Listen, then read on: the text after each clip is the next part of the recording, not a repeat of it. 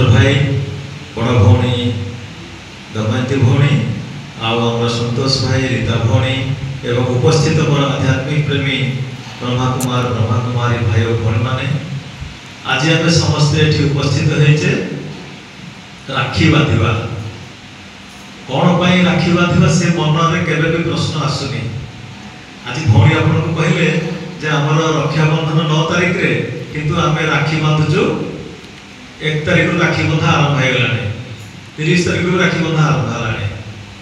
तार कारण कौन जानते दुनिया रे गोटे स्लोगान अच्छी छोट परिवार सुखी परिवार किंतु आम बाबार छोट परिवार आम बाबार स्लोगान टा उल्टा बाबार जी बड़ परिवार से सुखी परिवार। बाबा कहते सारा विश्व गोटे परिवार वसुधैव कुटुंबकम तेणु सारा विश्व को आमको जागृत करार अच्छी।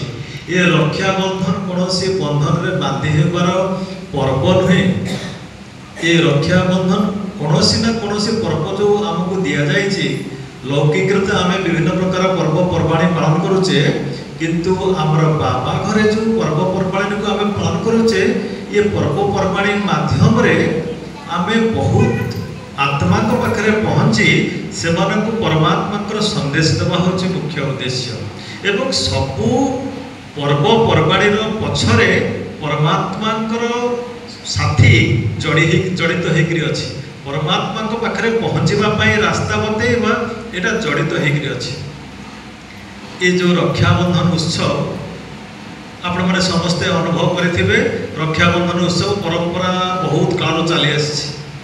अच्छा आपण मैंने जो मैंने बुढ़ी बुढ़ी माँ मैंने अच्छा से मैंने आपण पिलादिन को पलैले पिलादिने आपण भाई हाथ राखी बांधे माताजी आप जो आगे बसुँच आपण भाई हाथ राखी बांधुले के बांधि बांधि किए राखी बांधुला आसिक ब्राह्मण आसूला बलभद्र जन्म गोमाता पूजा होता से गोमाता देह हलदी चंदन दे पूजा करी सिंहरे राखी बंधा होता आ जजमान मान हाथ में राखी बांधि आशीर्वाद करुले ना ना धीरे धीरे से ट्रांसफर है क्या पाखक ब्राह्मण हाथ भौणी मान पाखक ट्रांसफर है भौणी मैंने भाई मान राखी बांधे।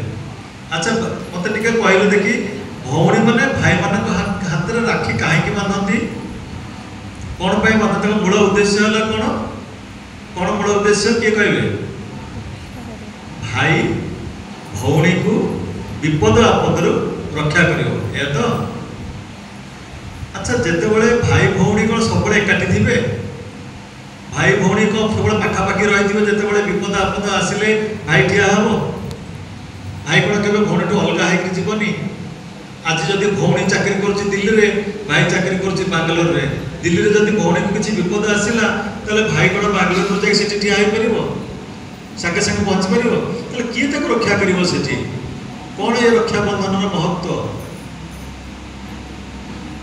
ये रक्षाबंधन उद्देश्य केवल भौणी भाई भौणी को रक्षा करिवार नुहे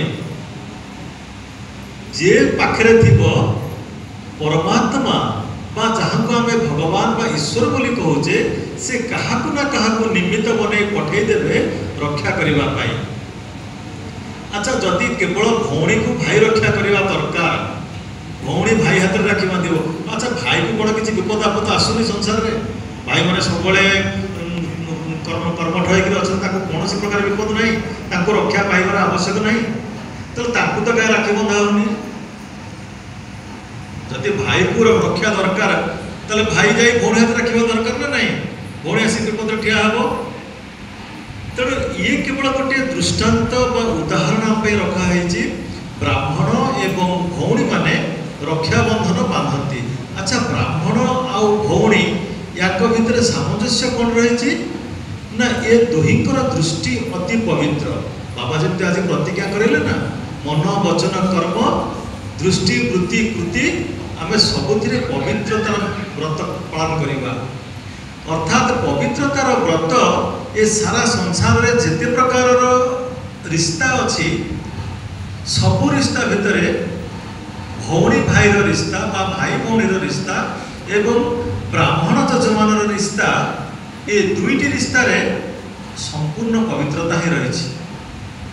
आपण देखिए ब्राह्मण मैंने जिते थे पिलादिने, आजिकल तो ब्राह्मण मैंने सब पतित हो गले, कि से ब्राह्मण मैंने कौन अखाद्य खाऊ नथिले, से माने जदि गोटे पानी ग्लासटे छुईदेवे से पानी ग्लास रे आप हाथ मुह भी धोई पारे, कौन शूद्र व्यक्ति से पानी ग्लास रे हाथ मुह धोई पारे, से पानी ग्लासटा गछ मूले ढला हम, शूद्र ता हाथ में पानी आनिक धोब, ब्राह्मण पानीटा को छुईदेला मैंने से अमृत होगला, से पादुक होगला, से पादुक आप हाथ में पदक पकई पारे। तेणु से पवित्रता ब्राह्मण मान पाखे थिला एवं से पवित्रता अच्छी भाई भौणीर संपर्क आधार में से पवित्रता वर्तमान चली। से पवित्रता को जागृत करने परमपिता परमात्मा ये संसार को ओह्लई आसती, गोटे रिश्ता आम भितर स्थापन करने जहाँ हूँ भाई भौणीर रिश्ता, भाई भौणीर संपर्क। आम अनेक रिश्ता ये बनईचे, चाचा मामा काका विभिन्न प्रकार दादा बुढ़ी बहुत प्रकार रिश्ता आमे बनईचे, किंतु भगवान बनई केवल गोटे रिश्ता, गोटे संपर्क। कहीं ना आम जो मंदिर को जाऊे भगवान को समस्ते मिसिक डाकुचे तुम्हें माताश्च पिता तुम्हें बंधुश्च सखा तुम्हें, जदि से परमपिता परमात्मा आम समस्त माता पिता, ताले आम निज भितर आम समस्ते केवल गोटे संपर्क भाई भौणी। से गोटे संपर्क को जागृत करने ये रक्षाबंधन उत्सव गोटे माध्यम मात्र। ये रक्षाबंधन उत्सव आमको प्रेरित करे, आमको सूचई दिए, आमको शिक्षा दिए जे आम भितर आउ अन्य कौन रिश्ता नहीं, आमे केवल निज भितर भाई और भौणी। प्रकृति में कौन विपद आपदर कौन मनुष्य केवे क्या रक्षा करें ना, रक्षा करे किए?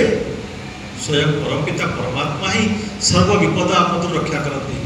जितेबाला द्रौपदी को विपद आसी पहुँचला, द्रौपदी समस्त को डाकिला, समस्ते निज निजर अति निजर समस्ते एवं समस्ते एक से बढ़कर एक धनुर्धर किए मैंने गदाधर कि विभिन्न प्रकार अस्त्र शस्त्र समस्त समस्त बलशाली, किंतु कहीं भी रक्षा करने आगे आसी नथिले।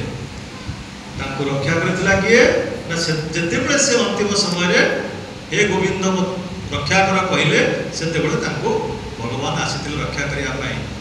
भगवान भी कंडीशन अच्छी, तू मत जे पर्यंत न डाकबू मुझे पर्यंत तो पाखक जीविनी। तो मन भर जिते पर्यंत अहम भाव अच्छी जे मोर भाई बंधु कुटुंब अच्छा, मोर धन संपत्ति अच्छी, मोर वस्तु वैभव अच्छी, मत से मैंने रक्षा करेंगे से पर्यंत मु तो पाखे नथी। जितेबाला तू निसहाय हो मत डाकबू से ही मु तो पाखे ठिया होती, मु तो पाखे सब अच्छी, किंतु तू मत डाकू। बाबा हमको पाठ से ही पाठ पढ़ाऊँ, बच्चे तुमको जीते जी मरना है। ये पुराना दुनिया आम आखि आगे विनाश हो जाए, पुराना दुनिया रे किछि नहीं, आमे जहाँ देखुचे सब किछि माटी रे मिसी जीव। बाबा कहते एतुरु बुद्धि जोग हटई मते मने पकाओ, केवल मते मने पकाओ, गोटे संपर्क रख, मेरा तो एक शिव बाबा दूसरा ना कोई। शिव बाबा को छड़ा मो पाखे आ कहीं नहीं। ये समस्त निज निजर अभिनय करने संसार को आसुचंती। ये संसार रंगमंच समस्त अभिनय सारी काल बड़े बाहुड़ी जीवे, किंतु मते परमात्मा को साथी बा परमात्मा को छत्र छाया तले जदि निजको आमे रखिपारे ताहले ही आमे सदा सुरक्षित रहिबा।